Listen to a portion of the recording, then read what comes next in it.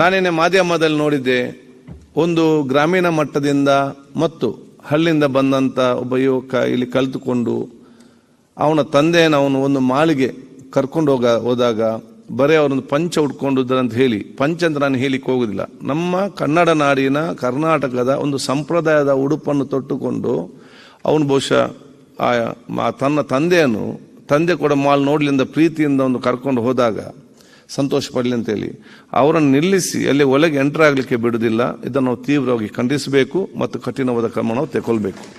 ಯಾವುದೇ ಮುಲಾಜಿಲ್ಲ, ಅವನು ಎಷ್ಟೇ ದೊಡ್ಡವನಿರಲಿ ಮಾಲ್ನವನು, ಅದು ನಮಗೆ ಸಂಬಂಧ ಅಲ್ಲ.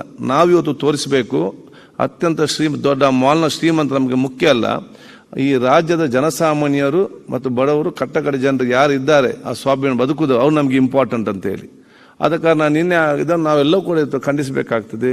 ಸರ್ಕಾರವು ಕೂಡ ಇದರ ನಿಟ್ಟಿನಲ್ಲಿ ಕ್ರಮವನ್ನು ಇವತ್ತು ತೆಗೊಳ್ಳುವಂಥ ಕೆಲಸ ನಾವೆಲ್ಲ ಇವತ್ತು ಮಾಡಬೇಕಂತ ಹೇಳಲಿಕ್ಕೆ ನಾನು ಇವತ್ತು ಬಯಸಿ, ಈ ಒಂದು ಕಠಿಣ ಕ್ರಮ ಎಲ್ಲ ಮಾಲ್ಗಳಿಗೆ ಅದೊಂದು ಪಾಠ ಆಗಬೇಕು, ಒಂದು ಸಂದೇಶ ಹೋಗ್ಬೇಕು.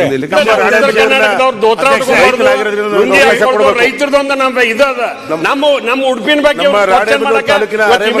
ಆದೇಶ ಹೊಡಿಸ ಅಧ್ಯಕ್ಷ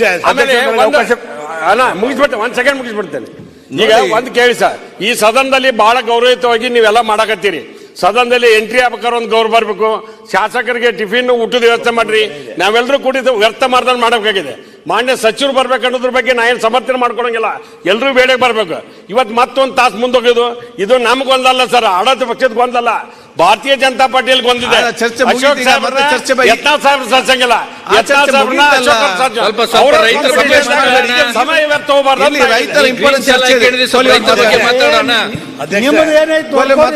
ದೊಡ್ಡ ಯಾಕಂದ್ರೆ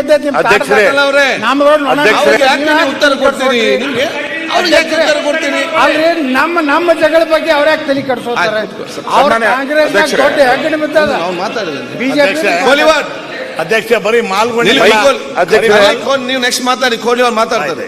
ಅಧ್ಯಕ್ಷರೇ, ಇವತ್ತು ಸ್ವಾತಂತ್ರ್ಯ ಬಂದು 77 ವರ್ಷ ಆದರೂ ನಮ್ಮ ಕನ್ನಡ ನಾಡಿನ ಉಡುಗೆ ತೊಡುಗೆ ಪಂಜಾಗಿ ಈ ಥರ ಅಗೌರವ ಆಗ್ತಾ ಇರ್ತಕ್ಕಂಥದ್ದು. ನಮ್ಮ ರಾಣೆಬೆನ್ನೂರು ತಾಲೂಕಿನ ಅರೇಮಲ್ಲಾಪುರ ಗ್ರಾಮದ ಒಂದು ಸಣ್ಣ ಹಳ್ಳಿಯ ಮನುಷ್ಯ, 9 ಜನ ಅಧ್ಯಕ್ಷರವ್ರಿಗೆ ಮಕ್ಕಳು, 9 ಜನರನ್ನು ಚೆನ್ನಾಗಿ ಓದಿಸಿದ್ದಾನೆ ಪಾಪ. ಬಡ ರೈತ, ನಾವೇನು ದೇಶದ ಬೆನ್ನೆಲುಬು ಅಂತ ಬರೀ ಭಾಷಣ ಮಾಡಿದ್ರೆ ಸಾಲದು. ಅಂಥವ್ರು 9 ಜನ ಓದಿಸಿ ಇಲ್ಲಿ MBA ಮಾಡ್ತಂತ ಅವ್ರ ಮಗ ಒಬ್ಬನು ಇಲ್ಲಿ MBA ಮಾಡ್ತಾ ಇದ್ದಾನೆ.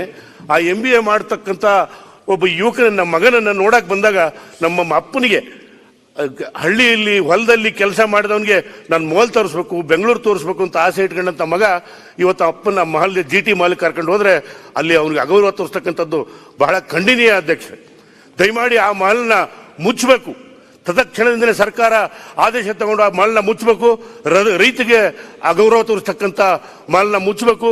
ಜೊತೆಗೆ ಕುರಿ ಕಾಯ್ತಕ್ಕಂಥ ಒಬ್ಬ ಕುರುಬನಿಗೆ ಅನ್ಯಾಯ ಮಾಡಿರ್ತಕ್ಕಂಥ ಈ ಒಬ್ಬ ರೈತನಿಗೆ ನ್ಯಾಯ ಸಿಗಬೇಕಂದ್ರೆ ಸರ್ಕಾರ ದಯಮಾಡಿ ಆ ಮಾಲ್ನ ಮುಚ್ಚಲೇಬೇಕು ಅಂತಕ್ಕಂಥ ಒತ್ತಾಯವನ್ನು ನನ್ನ ಮಾಡಿ, ಪಾಪ ಆ ರೈತ ನನ್ನ ಹತ್ರ ಫೋನಲ್ಲಿ ಮಾತಾಡಿದಾಗ ಹೇಳಿದೆ, ನಾನು ಬರ್ತೀನಿ ನಡಿಯಪ್ಪ ಹೋಗೋಣ ಇಬ್ರು ಅಂತ. ದಯಮಾಡಿ ಆ ರೈತನಿಗೆ ಅನ್ಯಾಯ ಆಗಿದೆ, ಅಗೌರವ ಆಗಿದೆ, ರೈತನ ಬೆನ್ನೆಲುಬು ಅನ್ನದಾತನಿಗೆ ಅನ್ಯಾಯ ಆಗಿದೆ. ದಯಮಾಡಿ ತತ್ಕ್ಷಣದಿಂದ ಆ GT ಮಾಲ್ನ ಮುಚ್ಚಿಸಲೇಬೇಕು ಅಂತಕ್ಕಂಥ ಸರ್ಕಾರನ ಒತ್ತಾಯ ಮಾಡಲಿಕ್ಕೆ ನಾನು ಬಯಸ್ತೇನೆ. ಅಧ್ಯಕ್ಷ, ಬರೀ ಮಾಲ್ಗಳದಾಯ್ತು, ಕ್ವಶನ್ ಆಗಿದೆ. ಮಾಲ್ಗಳು ಎಲ್ಲರಿಗೂ ಗೊತ್ತಾಗಿದೆ, ಅವ್ರ ಬಗ್ಗೆ ಆಕ್ಷನ್ ತಗೊಳ್ಳೇಬೇಕು. ಸೌದಿ ಹೇಳ್ದಂಗೆ ಒಂದು ವಾರ ಕರೆಂಟ್ ಆರ್ ಮಾಡಿ ಇಲ್ಲ ಬಂದಾರ ಮಾಡಿಸಿ. ಬಟ್ ಇಲ್ಲಿ ಬೇರೆ ಪ್ರೈವೇಟ್ ಕ್ಲಬ್ಗಳಿದಾವೆ. ಇದೆ ನಮ್ಮ ಬೆಂಗಳೂರಿನಾಗೆ ಸೆಂಚುರಿ ಕ್ಲಬ್, ಬೋರಿಂಗ್ ಕ್ಲಬ್, ಅವೆಲ್ಲ ಟೀ ಶರ್ಟ್ ಹಾಕೊಂಡು ಹೋಗ್ಬಾರ್ದು, ಚಪ್ಪಲಿ ಹಾಕೊಂಡು ಹೋಗ್ಬಾರ್ದು, ಕೋಟ್ ಹಾಕೊಂಡು ಬರ್ಬೋದು. ಭಾಳ ಕಡ್ಡಾಯ, ಭಾಳ ಇದು ಮಾಡ್ತಾರೆ, ಕಂಡೀಷನ್ ಆಗ್ತಾರೆ. ಅದ್ರ ಬಗ್ಗೆ ಕೂಡ ಕ್ಲಬ್ನವ್ರು ಕೂಡ